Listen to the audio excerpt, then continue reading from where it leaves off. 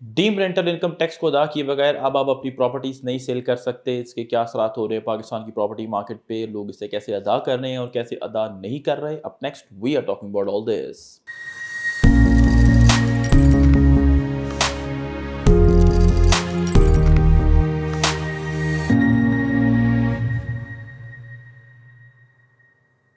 Welcome to other production of property गपशप। मैं इस वीडियो के जो मेन टॉकिंग पॉइंट्स है वो एज चैप्टर्स डिस्क्रिप्शन में ऐड कर दूंगा ताकि आप लोगों को एक स्ट्रक्चर्ड व्यूइंग एक्सपीरियंस जो है वो मिल सके। ठीक है, डीम्ड रेंटल इनकम टैक्स यानी कि सेक्शन 7 जो है वो 2022-23 के फाइनेंस एक्ट में उस वक्त के जो फाइनेंस मिनिस्टर थे मिस्टर इस्माइल साहब, उन्होंने इंट्रोड्यूस कराया। इनकम टैक्स ऑर्डिनेंस 2001 को अमेंड किया और सेक्शन 7 उसमें ऐड कर दिया, जिसमें ये लिखा हुआ था कि अगर आपके पास जो प्रॉपर्टीज़ हैं उनकी एग्रीगेटेड वर्थ 2.5 करोड़ से ज़्यादा है यानी कि 25 मिलियन से ज़्यादा है, तो अज्यूम किया जाएगा कि 5% का जो है आपको उस पे एनुअल रेंटल इनकम जो है वो आपको मिली है। उस 5% जो भी बनता है उसका रुपीज़ में, उसका 20% जो है वो आपने टैक्स पे करना है। ठीक है, वे बेसिकली मेंट कि आपने 1% of the aggregate value of all the properties that you have provided they are above 25 million और 2.5 करोड़, वो आपने पे करना है। ठीक है, आप इसका अर्थमेटिक करें तो that's what you come up with. ठीक है, उस वक्त भी ये मिसकंसेप्शन थी, अभी भी है कि जी 2.5 करोड़ के ऊपर जो डेल्टा बनता है, यानी कि अगर आपके पास 2 करोड़ 60 लाख की प्रॉपर्टी है तो 10 लाख पे आप दे रहे होंगे, ऐसा बिल्कुल भी नहीं है। ठीक है, जितनी भी प्रॉपर्टीज़ हैं aggregate some is greater than 25 million, so all your properties fall in within the ambit of this section 7E deemed rental income tax और आपने इसको पे करना है। ठीक है, इमीडिएटली इसको जो है वो डिफरेंट प्रोविजनल कोर्ट्स में चैलेंज कर दिया गया। पंजाब जो था सबसे प्रोमिनेंट सूबा है हमारा, उसने इसको स्ट्राइक डाउन कर दिया। लाहौर हाई कोर्ट ने, सिंध हाई कोर्ट ने कहा जी कि जो भी आपका टैक्स लाइबिलिटी बनती है उसका 50% आप अदा कर दें। बलोचिस्तान हाई कोर्ट ने कहा जी कि जो कोयटा की हाई कोर्ट है, उन्होंने कहा जी आप जो है ये इलीगल, आप इसको नहीं पे करें, उन्होंने भी स्ट्राइक डाउन कर दिया। केपी के जो पेशावर हाई कोर्ट है, उन्होंने भी इसको जो है स्ट्राइक डाउन कर दिया। ठीक है, तो ये इसका ओरिजिनल स्टेटस था। इस्लामाबाद हाई कोर्ट ने भी स्ट्राइक डाउन किया हुआ था। अभी recently let me tell you the date, it's 12 March, जो लाहौर की हाई कोर्ट है, उन्होंने दोबारा इसको जो है उन्होंने अपनी पुरानी रूलिंग जो है वो वापस ले ली है और उन्होंने कहा जी कि आप इस टैक्स को, एफबीआर को कहा कि अब आप इसको लेना शुरू करें। ठीक है, हमने भी एक वीडियो बनाई जब ये टैक्स आया, हमने लीगल पॉइंट ऑफ व्यू से आपको प्रेजेंट किया कि ये टैक्स जो है वो बेसिकली इलीगल है। जो पाकिस्तान की फेडरल गवर्नमेंट है, जो हमारी नेशनल असेंबली है, वो लेजिस्लेट कर ही नहीं सकती प्रॉपर्टी के ऊपर टैक्सेस को। ये उनकी जुरिस्डिक्शन में, उनके एम्बिट में आता ही नहीं है। ठीक है, उनके सब्जेक्ट्स में नहीं आता। अगर आप पाकिस्तान की कॉन्स्टिट्यूशन की लेजिस्लेटिव लिस्ट देखें तो उसमें मैं ऐड कर दूंगा, I don't recall the number, आपको इस वक्त स्क्रीन पर प्रॉब्ली शो भी हो रहा होगा कि जो फेडरल गवर्नमेंट है वो कैपिटल एसेट्स की वैल्यू पे टैक्स कर सकती है, but it does not include A movable property, क्योंकि ये प्रोविंशियल सब्जेक्ट है, फेडरल गवर्नमेंट कर नहीं सकती। तो it's essentially illegal. That is why जब भी इसको प्रोविंशियल कोर्ट्स में जो है वो चैलेंज किया गया, और इसको, इसका वजन चेक किया गया अगेंस्ट द कॉन्स्टिट्यूशन, तो it you always found it wanting.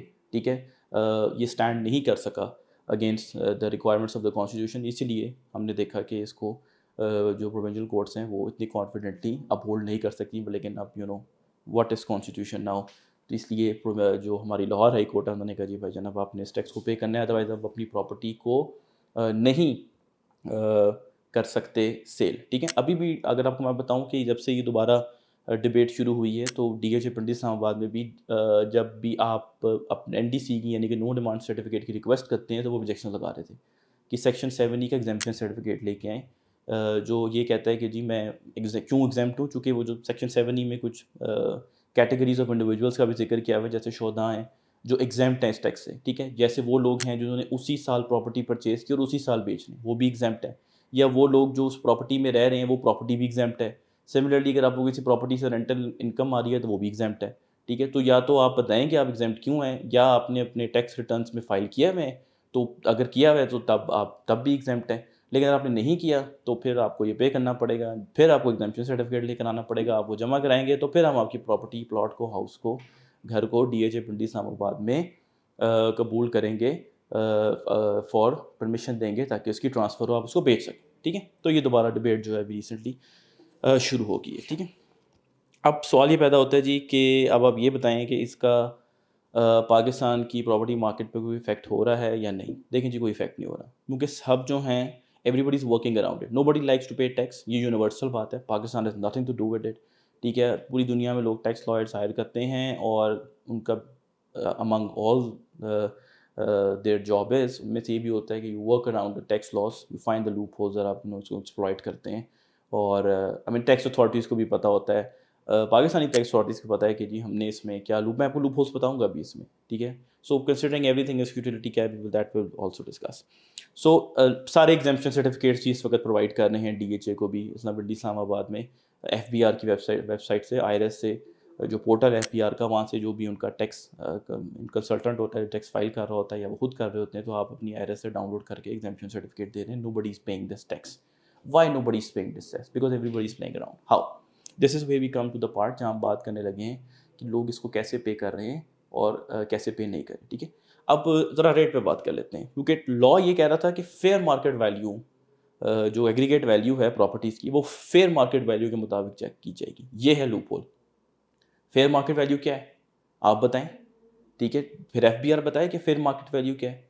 जब आपने खुद सरकारी रेट रखे हुए हैं जो आप कबूल करते हैं, आप एक्सेप्ट करते हैं कि हमारे मुताबिक इस प्रॉपर्टी की ये वर्थ है, 3 करोड़ का प्लॉट है, लेकिन सरकारी रेट कहता है कि 70 लाख है, तो 70 लाख है, ठीक है। तो क्या ये फेयर मार्केट वैल्यू है, या हमने अज्यूम करना है, या जिस पे हमने प्लॉट एक्चुअली परचेज कर रहे हैं ये वो फेयर मार्केट वैल्यू? ये बताया नहीं, कभी डिफाइन ही नहीं किया। इनफैक्ट जो लाहौर हाई कोर्ट की जजमेंट थी जिसमें उन्होंने स्ट्राइक डाउन किया उसको, उसमें उन्होंने कहा कि ये फेयर मार्केट वैल्यू वाली कहानी क्या है, इसको डिफाइन करना चाहिए था, ठीक है। अब हुआ क्या, अब आप ये देखें, डीएचए फेज 5 इस्लामाबाद में 3 करोड़ का प्लॉट है ऑन एवरेज, सरकारी रेट उसका 68 लाख है। इसका मतलब है मेरे पास 3 प्रॉपर्टीज भी हो तो मैं एग्जाम्प्ट हूँ, ठीक है। मैं उसमें आ ही नहीं रहा, क्योंकि आप 3 प्रॉपर्टी को 68/3 करें तो आप 2 करोड़ 10 पे आ रहे हैं अप्रॉक्सीमेटली, तो आपको ये टैक्स पे करने की ज़रूरत ही नहीं है। फिर एक और तरीके से, जिस तरीके से लोग वर्क अराउंड कर रहे हैं वो ये है कि जिस घर में आप रह रहे हैं वो तो एग्जाम्प्ट होगी क्योंकि आप रह रहे हैं। फिर लोग ये भी कर रहे हैं कि जी अगर कोई कमर्शियल प्लॉट भी है तो आप एक एविडेंस प्रोवाइड कर देते हैं कि मुझे तो रेंट आ रहा है इससे, ठीक है, तो आप एग्जाम्प्ट हो गए क्योंकि आपको रेंट आ रहा है इससे। बाकी जो प्रॉपर्टीज़ हैं वो देख लेते हैं कि जी इनमें से कौन सी ऐसी प्रॉपर्टी है जो मुझे 2.5 करोड़ से ऊपर लेकर जा रही है, सो मैं उसको मैनेज करूं ताकि मैं इस टैक्स के जो है एम्बिट में ना आऊँ, ठीक है। फिर एक और बड़ी इंपॉर्टेंट चीज़ जो है, जो मैं समझता हूँ इस टैक्स की मेन यूटिलिटी हो सकती है, वैसे तो मुझे ये टैक्स बिल्कुल नहीं पसंद, it's absolutely stupid and illegal. I mean आप इसके अलावा भी बहुत तरीके हैं, अगर आपने टैक्स कलेक्शन बढ़ानी ही है प्रॉपर्टी मार्केट से तो आप ये कर सकते हैं कि आप ख़त्म कर देंगे जो सरकारी रेट है। आप कहिए कि जो जिस पे आपकी डील हो रही है आप उसका 1% जो है अदा करें, ख़त्म कर दें 3% भी, ठीक है। अभी भी देखें ना डीएचए फेज़ 5 में 2 लाख 4 हज़ार का टैक्स लेते हैं, 3% फाइलर के हिसाब से 68 लाख जो है सरकारी वैल्यू है, ठीक है। आप कह दें जी कि हम 1% लेंगे, जो 3 करोड़ पर डील कर रहा है वो 3 लाख दे, लाख का फ़र्क है, ठीक है। बहुत से लोग ऐसे होते हैं जो बड़ा कॉन्शियस होते हैं, वो कहते हैं हमने नहीं 68 पे देना, और ऐसा हुआ भी है, आई हैव सीन इट कि लोग एक्चुअल वैल्यू पे भी टैक्स जो है वो पे कर रहे होते हैं, ठीक है। अब इसकी यूटिलिटी फिर मैं क्या बच जाती है इस टैक्स की? इसकी यूटिलिटी ये बच जाती है जिसकी वजह से आप एग्जेम्पशन सर्टिफिकेट भी इसका हासिल कर सकते हैं कि आप अपने टैक्स रिटर्न्स में इसको डिक्लेयर कर दें। आप डिक्लेयर कर दें, आप फाइलर बने, फाइलर बनेंगे तो डिक्लेयर करेंगे, रिटर्न फाइल होगा तो मीन्स आप फाइलर बन गए हैं, तो उसमें आपको अपने एसेट डिक्लेयर करने पड़ेंगे।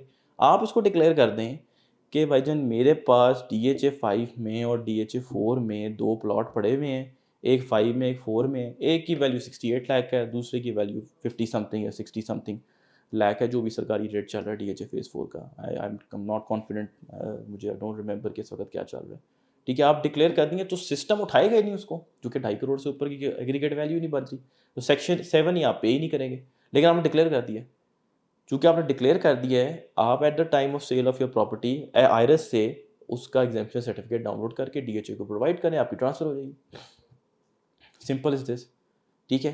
सो एक इसकी यूटिलिटी ये है कि it's pushing people to become filer, ठीक है। वैसे भी अब तो आप कह लें कि हर तरफ ही इतनी फाइलर नॉन फाइलर की इतनी ज़्यादा स्ट्रिक्टनेस हो गई है कि नॉन फाइलर होने का, इवन आप कोई नेटफ्लिक्स की आप सब्सक्रिप्शन भी पे करें ना, तो अगर आप नॉन फाइलर हैं तो आपको उसका, आप देखें अपनी स्टेटमेंट में तो आपको पता चलेगा कि उसके भी पैसे आपके कट रहे हैं। आई थिंक 100 रुपया समथिंग कटता है उसका भी, ठीक है। 1000 समथिंग उसकी फ़ीस है और उसके ऊपर 100 रुपया जो है सब्सक्रिप्शन चार्जेस हैं, 100 रुपया आपको कट रहा होता है क्योंकि हम नॉन फाइलर है।